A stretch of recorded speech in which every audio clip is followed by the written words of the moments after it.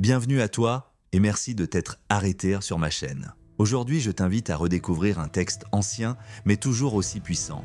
Les 10 commandements donnés à Moïse ont traversé les siècles et restent une source de sagesse.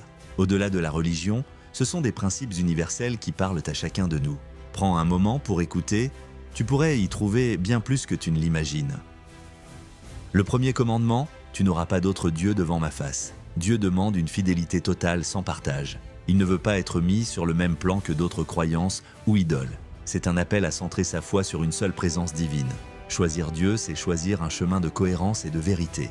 C'est le début d'une relation d'amour, de confiance et de foi. Le deuxième commandement, tu ne te feras pas d'image taillée. Ce commandement interdit l'adoration des objets ou des représentations. Dieu ne peut être réduit à une statue ou à une image. Il invite à une relation spirituelle intérieure et sans artifice. C'est un rappel que le divin dépasse ce que nos yeux peuvent voir. Cherchons Dieu dans la vérité, pas dans les objets. Le troisième commandement, tu ne prendras pas le nom de Dieu en vain. Le nom de Dieu est sacré et puissant. L'utiliser à la légère pour jurer ou tromper, c'est manquer de respect. Ce commandement nous pousse à parler avec vérité et révérence. Nos mots ont du poids, surtout quand ils invoquent le divin. Respecter son nom, c'est aussi respecter sa présence dans notre vie. Le quatrième commandement, souviens-toi du jour du sabbat pour le sanctifier. Prends un jour pour te reposer, te recentrer, te reconnecter à l'essentiel.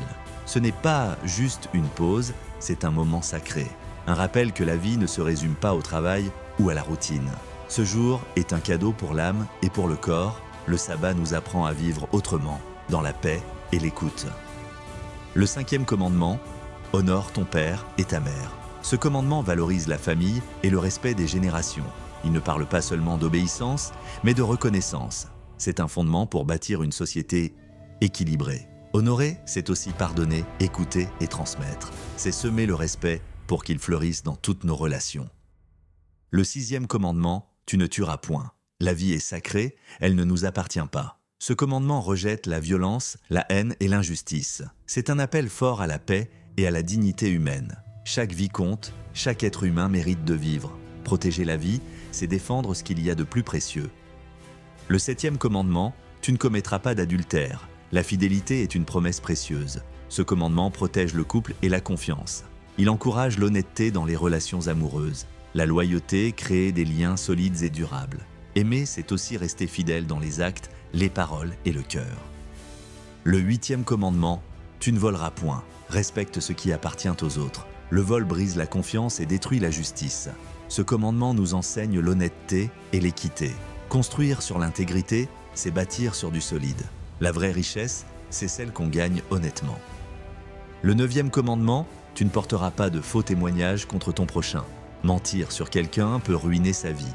Dieu nous appelle à défendre la vérité et la justice. C'est un pilier essentiel pour vivre ensemble. La vérité est la base de toute relation saine. Nos paroles doivent protéger, pas détruire. Le dixième commandement, tu ne convoiteras pas ce qui appartient à ton prochain. L'envie peut nous ronger de l'intérieur. Ce commandement nous apprend à être reconnaissant pour ce que l'on a. Il invite à la paix intérieure et à la simplicité. Apprendre à se contenter, c'est apprendre à être libre. Le bonheur commence là où s'arrête la comparaison. En conclusion, merci d'avoir pris ce temps pour écouter ces paroles intemporelles. J'espère que ces commandements t'ont inspiré autant qu'ils m'inspirent chaque jour. À très bientôt et surtout, prends soin de ton corps, de ton âme et de ton esprit. Pour m'encourager, n'oublie pas de t'abonner, d'activer la cloche de notification pour recevoir les prochaines vidéos et à partager ce contenu avec tes proches. Je t'invite également à découvrir ma playlist pour voir d'autres contenus exclusifs. Le lien est en description. Merci, à la semaine prochaine. Demeure béni